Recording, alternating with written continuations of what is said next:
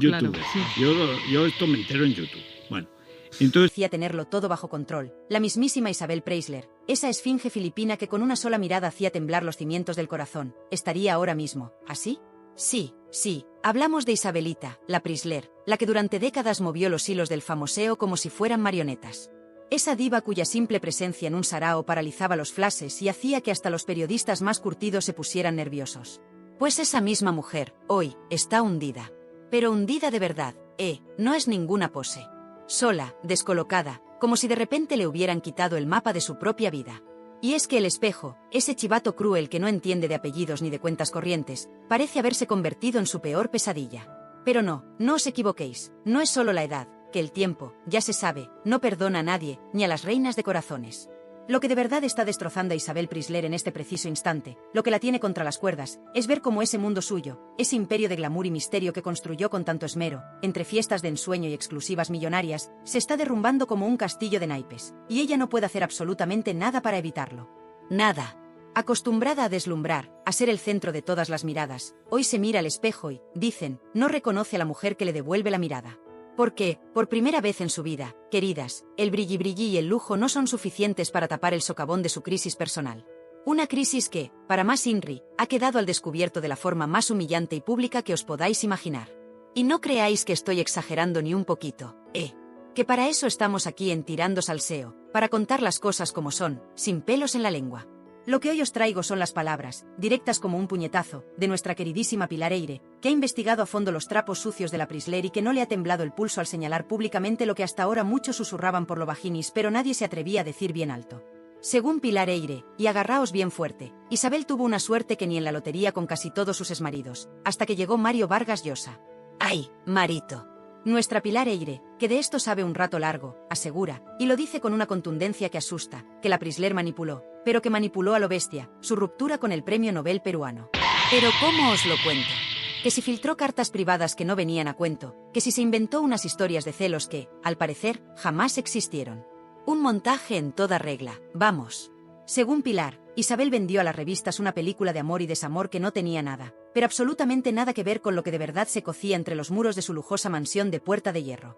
Una estrategia, dice Eyre, que la Preisler habría usado para tapar lo que realmente le escocía lo más profundo de su orgullo de reina del couche, que Mario Vargas Llosa fue el único hombre en su larguísima lista de conquistas que decidió, por voluntad propia, abandonarla. La dijo: hasta aquí hemos llegado, Isabelita, que me tienes hasta el gorro. Pero la telenovela de Isabel, queridas, va mucho más allá de un simple desengaño amoroso, por muy premio Nobel que fuera el susodicho.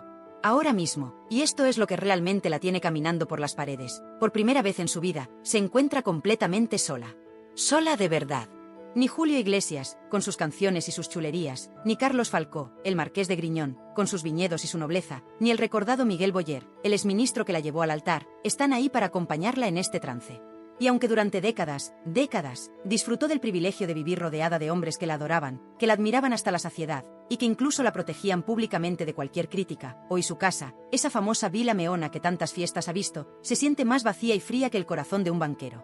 Isabel Preisler, la mujer que parecía invencible ante el paso del tiempo, la que logró mantener intacta su imagen impecable, como si tuviera un pacto con el diablo, durante generaciones enteras, se enfrenta ahora al terrible peso de la soledad. Una soledad que no entiende de cuentas corrientes ni de portadas de revista. Y mucho ojo, porque según nuestra afilada Pilar Eyre, todo este drama es muchísimo más grave de lo que nos quieren hacer creer. Isabel, al parecer, estaría viviendo una especie de doble realidad, como en una película de miedo. Una imagen perfecta, de sonrisa congelada, que sigue mostrando en eventos públicos, como su reciente y comentadísimo paso por El Hormiguero, donde parecía que no había roto un plato en su vida. Y otra, muy diferente, mucho más amarga y dolorosa, que oculta celosamente tras las puertas cerradas de su mansión. Según la periodista, la ruptura con Mario Vargas Llosa porque lo de su muerte fue un lapsus del guión original que os pasé, cosas del directo del salseo, pero el meollo es la ruptura ha sido un golpe devastador, un mazazo en toda regla que Isabel jamás, pero jamás, ha sabido encajar. Y aunque ella misma salió en televisión, con esa frialdad que a veces la caracteriza, asegurando que la marcha del escritor no la había afectado demasiado, que ella era una mujer fuerte y bla, la realidad, según Pilar Eyre, es muy, pero que muy diferente. Isabel mintió. Mintió descaradamente, mostrando una supuesta entereza que no sentía por ningún lado, intentando mantener esa falsa máscara de mujer impenetrable, de reina de hielo. Pilar Eyre lo explica con una claridad meridiana. Isabel Preisler lleva años, construyendo su imagen pública en base a medias verdades, a verdades edulcoradas, cuando no directamente a mentiras piadosas. Lo hizo, presuntamente, con Julio Iglesias, mientras ambos vivían un matrimonio que, según los que saben de esto, escondía múltiples infidelidades por ambas partes. Un festival de cuernos, vamos. Lo hizo también, supuestamente, con el marqués de Griñón, Carlos Falcó. Y posteriormente con Miguel Boyer, a quien Pilar Eyre asegura, y esto es muy fuerte, que Isabel abandonó emocionalmente mucho antes de su fallecimiento, justo después de que el exministro sufriera aquel grave ictus que lo cambió para siempre. Y ahora, según las durísimas palabras de nuestra intrépida Pilar, lo ha vuelto a hacer con Mario Vargas Llosa, tratando de manipular la narrativa de la ruptura, de vender la moto de los celos inexistentes, para no admitir públicamente lo que más le duele, que él, simplemente, se había cansado de ella, de su mundo superficial y de sus constantes exigencias. Y si este panorama de soledad y orgullo herido ya os parece desolador, agarraos porque Federico Jiménez Los Santos, otro que no se calla ni debajo del agua, también ha querido meter baza en este entierro, digo, en este drama. Y sus palabras, si cabe, son aún más implacables, más directas a la yugular. Según Jiménez Los Santos, Isabel Preisler nunca, pero nunca de los jamases, ha podido superar que Mario Vargas Llosa fuera el primer hombre en su vida que se atrevió a abandonarla, a decirle ahí te quedas, guapa. Y esto, según el periodista, habría provocado en ella una crisis existencial de caballo, una de esas que te hacen replantearte hasta el color de las cortinas, de la que todavía no ha podido recuperarse. En palabras textuales de Federico, que son para enmarcar, nunca se lo perdonó. Isabel no acepta que la hayan dejado. Vive atrapada en su ego, incapaz de asumir que alguien, pudiera cansarse de ella. Zasca. Más claro, agua. Jiménez Los Santos asegura que Isabel Preisler atraviesa una etapa de desesperación profunda, en la que la vanidad, ese pecado capital que tanto le gusta, y el orgullo herido, se han convertido en sus peores carceleros. Pero, amigas mías, si pensáis que ser abandonada por un premio Nobel y tener a dos de los periodistas más ácidos de España poniéndote a caer de un burro es lo peor que le podía pasar a la Preisler, estáis muy equivocadas. Porque la verdadera humillación, el golpe de gracia, está llegando desde un frente que jamás habría imaginado, desde su propia sangre. El verdadero golpe de gracia, la humillación que la tiene, según dicen, al borde de un ataque de nervios día sí y día también, no viene de un exmarido despechado ni de un crítico de televisión. No. Viene de su propia casa, de su propia sangre, de su propia hija. Sí, habéis oído bien. La mismísima Tamara Falcó, la marquesita de Griñón, la que durante años vivió a la sombra de su todopoderosa madre, esa es la que ahora le está haciendo morder el polvo de la derrota mediática. Porque seamos claras, amigas, y aquí Pilar Eyre no se anda con chiquitas. Tamara Falcó y su ya marido, el inefable Íñigo Nievas sí, ese, el de los vídeos y las supuestas confusiones nocturnas, se han convertido, quieran o no quieran algunos, en la nueva pareja de oro del papel cuché. Los reyes del mambo.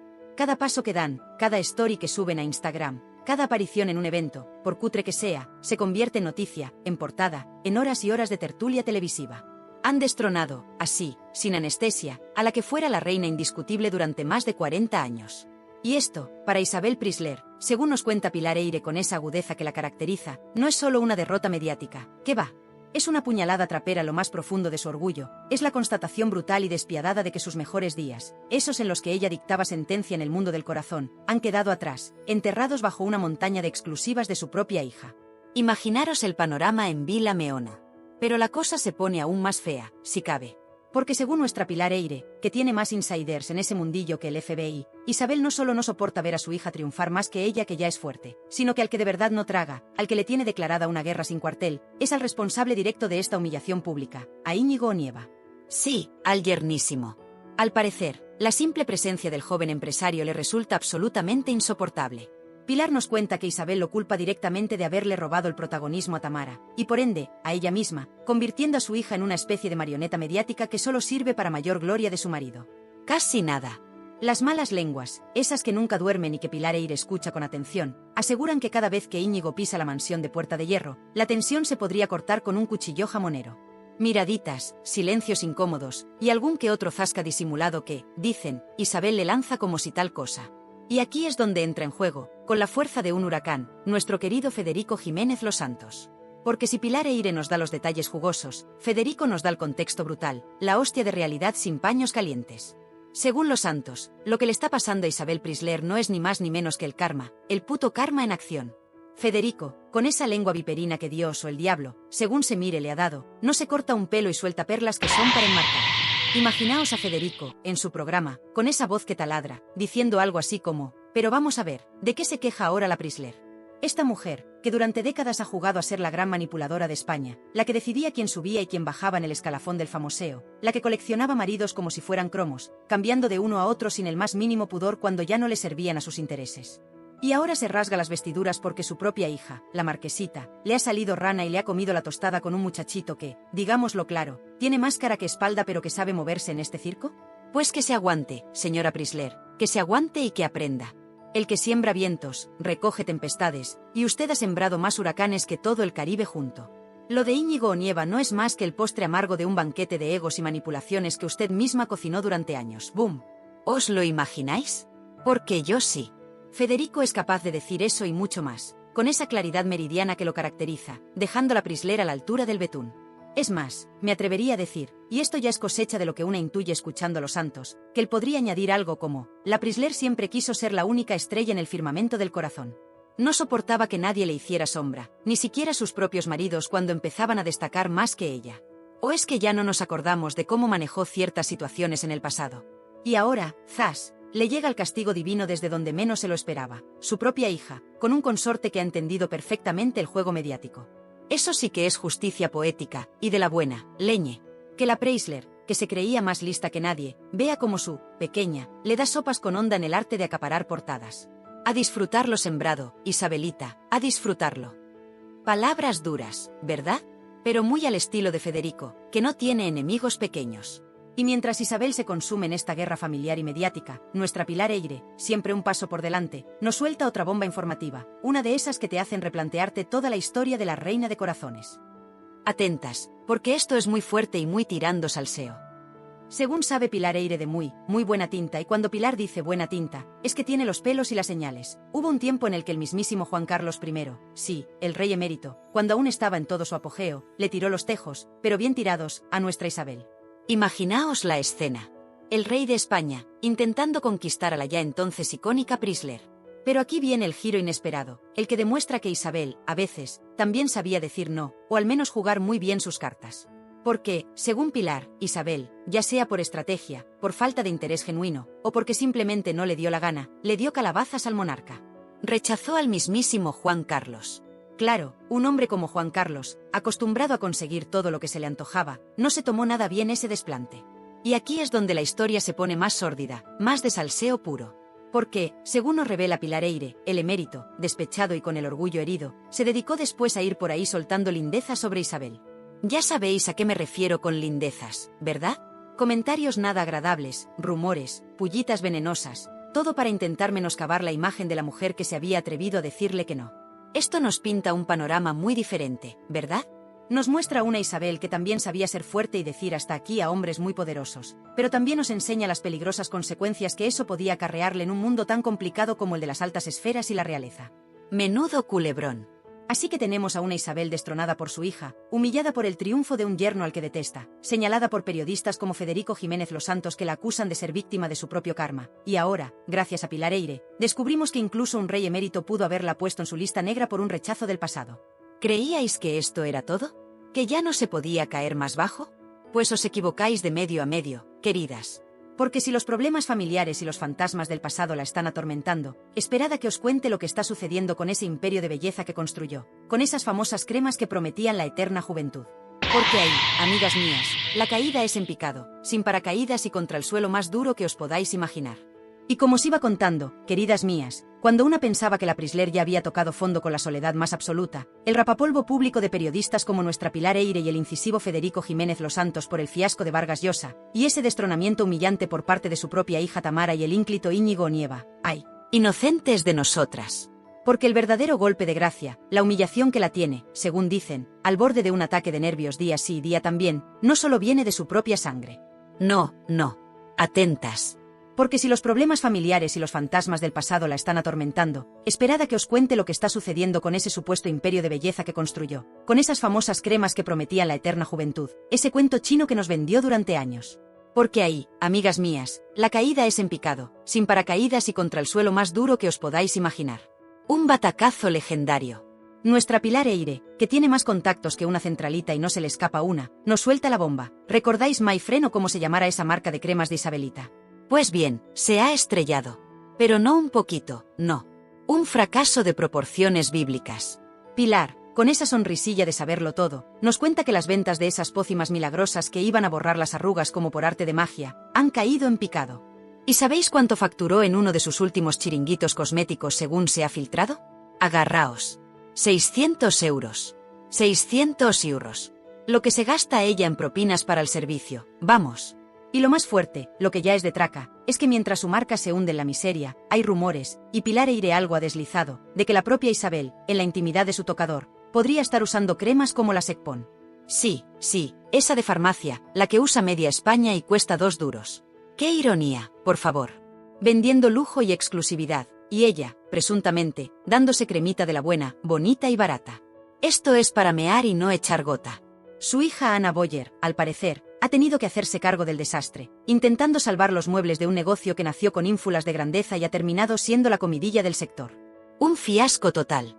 Y claro, ante este panorama, ¿qué dice nuestro querido Federico Jiménez Los Santos? Pues ya os lo podéis imaginar. Federico, con esa mala leche que tanto nos gusta, seguro que ha soltado en su programa algo como: pero vamos a ver, ¿alguien se creyó alguna vez que las cremas de la Prisler eran la panacea? Por favor. Esta mujer, que siempre se ha creído por encima del bien y del mal, pensó que con poner su cara en un bote ya tenía el negocio hecho. Pues no, bonita, no. La gente no es tonta. Y si tus productos son un timo, por mucha Isabel Prisler que seas, te comes los mocos.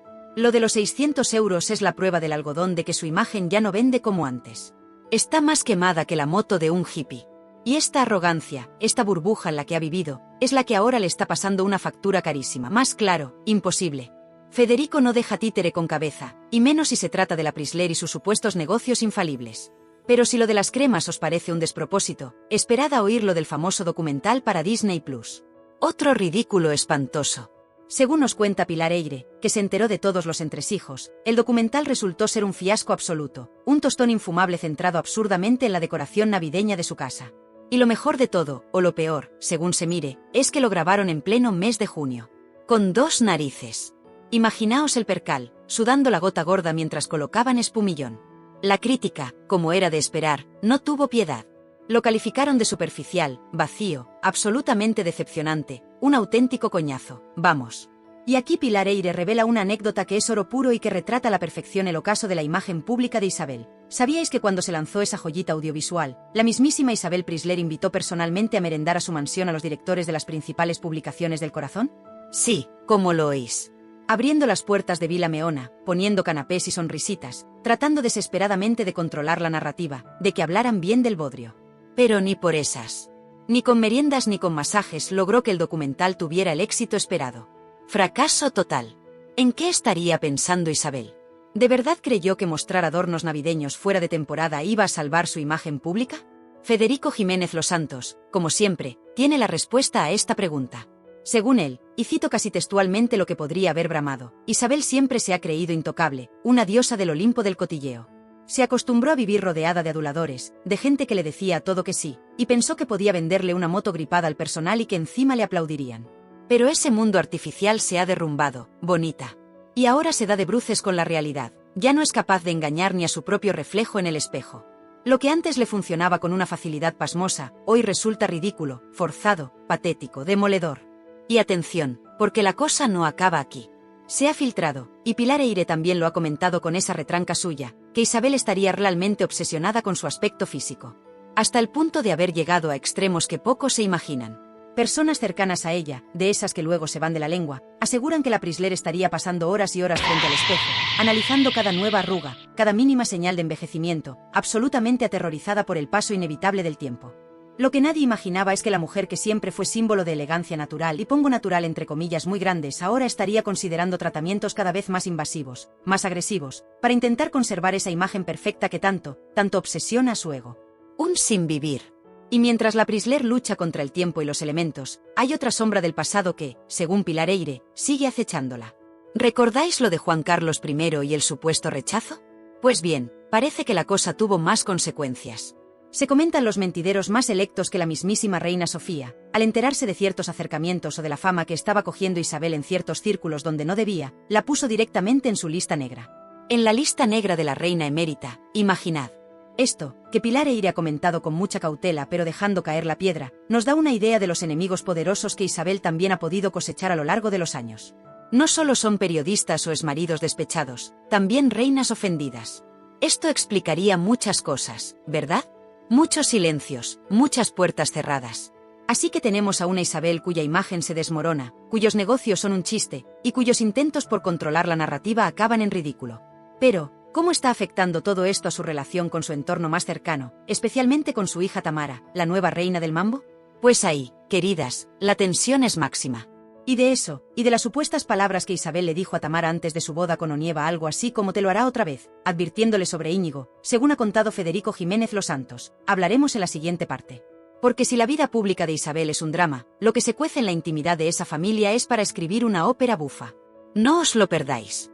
Y es que, queridas mías, el castillo de naipes de Isabel Preisler no se está cayendo solo por las grietas familiares con Tamara y ese Íñigo Nieva que parece salido de sus peores pesadillas, ni por el recuerdo de lo que Federico Jiménez Los Santos nos chivó, esa advertencia de madre desesperada, Tamara, te lo hará otra vez. No, el derrumbe es mucho más profundo, como una carcoma que lleva años devorando los cimientos de su vida dorada.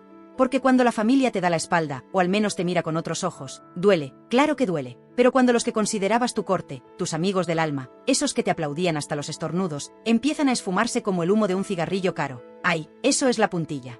Nuestra Pilar Eyre, que tiene un máster en descifrar los silencios elocuentes y las miradas que matan en el universo Preisler, nos pinta un panorama desolador. Ese círculo íntimo, esa cohorte de palmeros que la rodeaba en fiestas y eventos, ahora mismo, según Pilar, está más menguado que el sueldo a fin de mes. ¿Y por qué esta desbandada general? Pues porque la gente, incluso la que vive del cuento y del brillo ajeno, se cansa.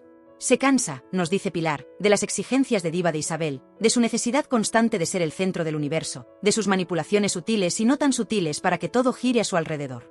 Y sobre todo, se cansan de ese doble juego, la Isabel encantadora y perfecta de cara a la galería, y la Isabel controladora, a veces despota y con un victimismo calculado, que solo conocen los que traspasan los muros de su mansión.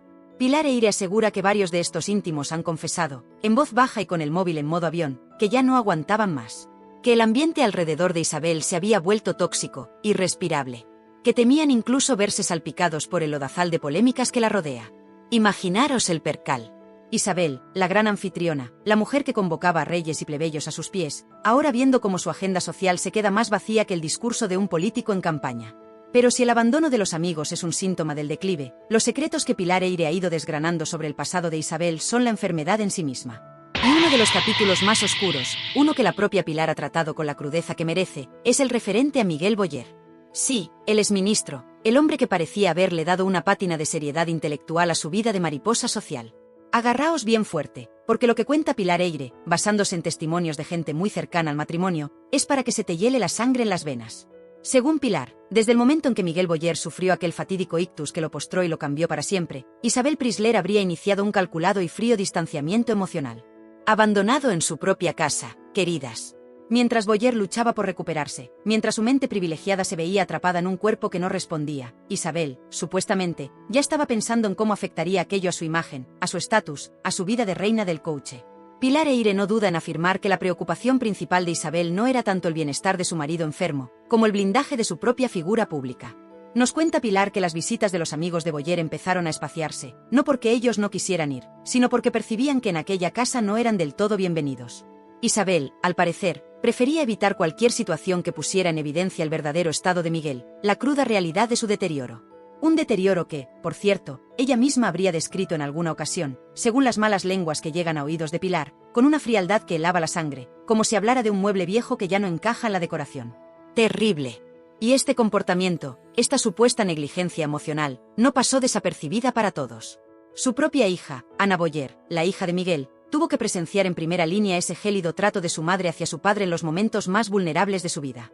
Pilar Eyre sugiere, con mucha sutileza pero dejando la idea flotando en el aire, que esa herida silenciosa, ese dolor contenido de Ana al ver cómo su madre priorizaba la fachada antes que el corazón, podría estar detrás de muchas decisiones posteriores. ¿Por qué si no?, se pregunta Pilar. Ana Boyer tomaría las riendas de los negocios cosméticos familiares con tanta determinación, apartando a su madre del control directo. Quizás, solo quizás, como una forma de proteger el legado de su padre, o simplemente para poner distancia con unos métodos y una frialdad que ya no podía soportar. Así, la soledad de Isabel se agranda. No solo Tamara, con su rebeldía mediática, sino también Ana, con un resentimiento callado pero profundo, marcando distancias. Pero si la historia con Boyer es un pozo oscuro, la de Mario Vargas Llosa, tal como la desmenuza el implacable Federico Jiménez Los Santos, es un manual de manipulación y orgullo herido. Olvidaos de la versión oficial, esa de los celos enfermizos del Nobel que Isabel intentó colar en todas las revistas. Pura farfolla. Federico, con esa contundencia que le caracteriza, nos dice que eso fue un cuento chino que se inventó la Prisler para no admitir la cruda y humillante realidad, que Vargas Llosa la mandó a paseo. Sí, queridas, el gran escritor, el intelectual de fama mundial, después de pasar el susto de su vida con el COVID, habría tenido una revelación. No quería pasar ni un minuto más de su existencia atado a la noria de superficialidad y exigencias de Isabel. Federico asegura que Mario se sentía asfixiado, atrapado en una vida que no era la suya, en una casa donde hasta su trabajo como escritor era visto casi como una excentricidad molesta. ¿Recordáis esa anécdota de la perrita de Tamara, Jacinta, interrumpiendo una entrevista crucial de Vargas Llosa para la televisión alemana? Pues Federico Jiménez Los Santos la utiliza como la metáfora perfecta del hartazgo del Nobel. Esa fue la gota que colmó el vaso, el símbolo de un estilo de vida frívolo y caótico que él ya no estaba dispuesto a tolerar. Quería paz, tranquilidad, y morir lejos del circo Prisler. Y como Isabel no podía soportar la humillación pública de ser la dejada, ¿qué hizo según Federico? Pues lo que mejor sabe hacer, manipular. Se sacó de la manga la historia de los celos, filtró supuestas cartas íntimas y conversaciones privadas, todo convenientemente tergiversado, para presentarse ella como la víctima sufridora y él como un viejo verde y posesivo. Una jugada maestra de control de daños, dice Los Santos, pero que a la larga se le ha vuelto en contra, porque la verdad, aunque tarde, siempre acaba encontrando una rendija por la que colarse. Y ahora, esa imagen de mujer fatal que siempre abandona antes de ser abandonada, se ha hecho añicos. Con este panorama, con un pasado lleno de sombras que ahora se iluminan con la cruda luz de los testimonios de gente como Pilar Eyre y Federico Jiménez Los Santos, no es de extrañar que Isabel Prisler viva, según nos cuentan, en un estado de paranoia constante. Pilar sugiere que Isabel está aterrada. Aterrada de que salgan a la luz más secretos, más detalles íntimos sobre cómo gestionó realmente sus relaciones, sus finanzas, o incluso la vida de sus propios hijos. Sabe que hay gente que conoce la verdad, gente que durante años cayó por lealtad, por miedo, o simplemente porque no era el momento. Pero ahora, con Isabel debilitada y su estrella en declive, esas lenguas empiezan a moverse. Y aquí viene lo más inquietante que desliza Pilar Eyre: Isabel no está dispuesta a hundirse sola. Ni hablar. Si cae, amenaza con arrastrar a unos cuantos con ella. Se rumorean los mentideros más selectos que podría estar preparando un dossier con información altamente comprometedora sobre figuras muy importantes de este país. ¿Una venganza desesperada? ¿Un último intento por negociar su silencio o recuperar algo de poder? Sea como sea, la amenaza está ahí, flotando en el aire, añadiendo más tensión a este drama que parece no tener fin. La mujer que construyó un imperio sobre la imagen, el misterio y el control absoluto, ahora ve cómo esa misma imagen se convierte en su prisión. Cada aparición pública es analizada con lupa, cada sonrisa parece forzada, cada palabra medida al milímetro por miedo a un nuevo desliz.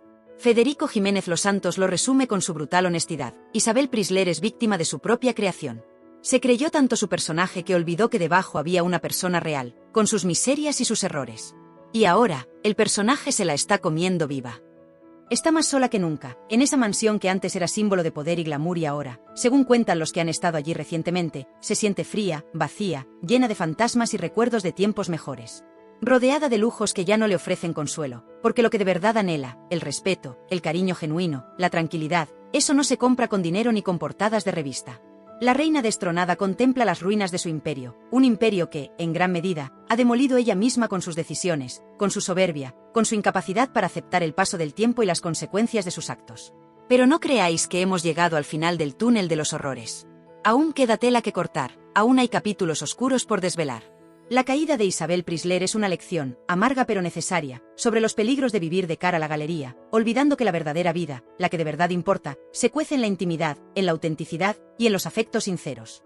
Y mientras ella se consume en su laberinto de soledad y resentimiento, la pregunta que todos nos hacemos es: ¿habrá tocado fondo realmente? Y así, queridas mías, después de este viaje descarnado por las luces, y sobre todo, las muchísimas sombras de Isabel Prisler, llegamos a un punto de no retorno. Hemos visto su ascenso meteórico, su reinado indiscutible en el papel cuché, pero también hemos sido testigos, gracias a la lupa implacable de periodistas como nuestra Pilar Eyre y la lengua de fuego de Federico Jiménez Los Santos, de cómo ese imperio de glamour y misterio se ha ido agrietando, como los cimientos construidos sobre medias verdades y manipulaciones calculadas se están cediendo bajo el peso de la realidad.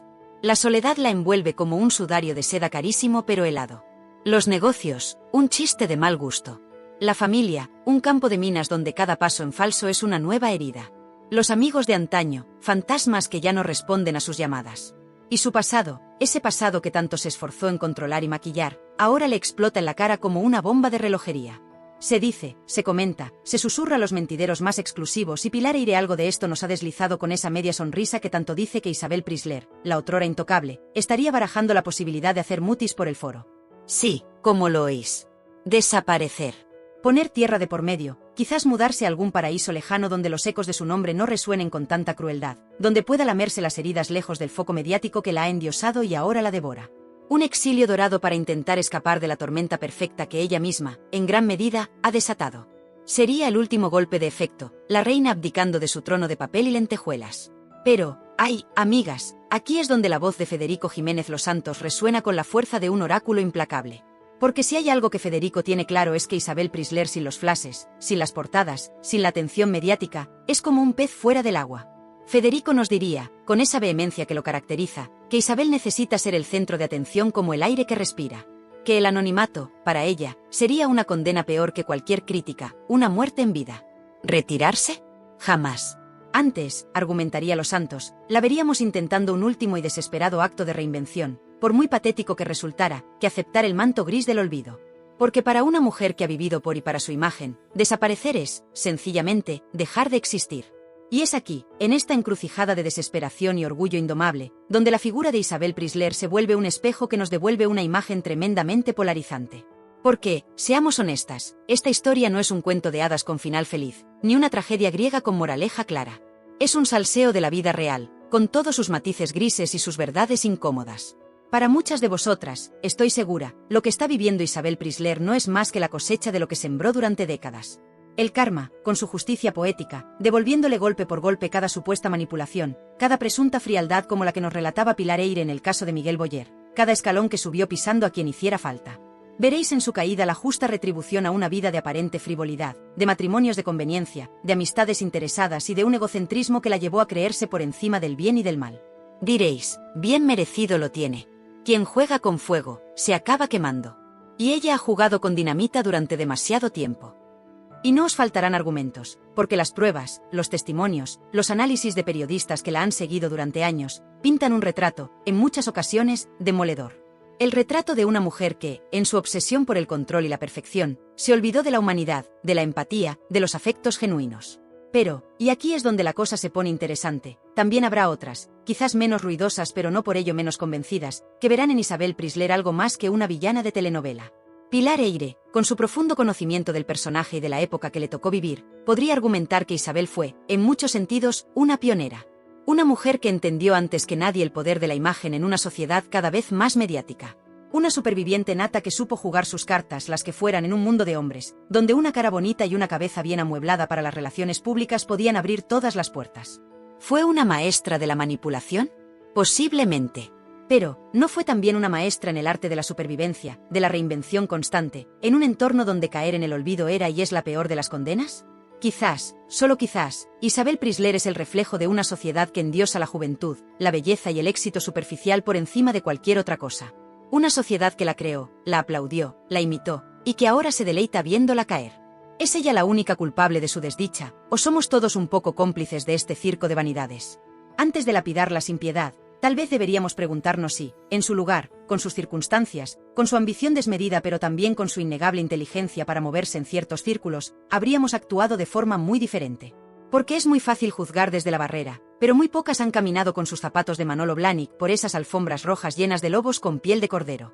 Hay una cierta tragedia en la figura de una mujer que lo tuvo todo: fama, fortuna, amores de portada, y que, al final del camino, parece encontrarse con el vacío más absoluto. ¿No hay algo en esa soledad, en esa desesperación por mantenerse a flote, que, más allá de la crítica, pueda generar una mínima chispa de compasión?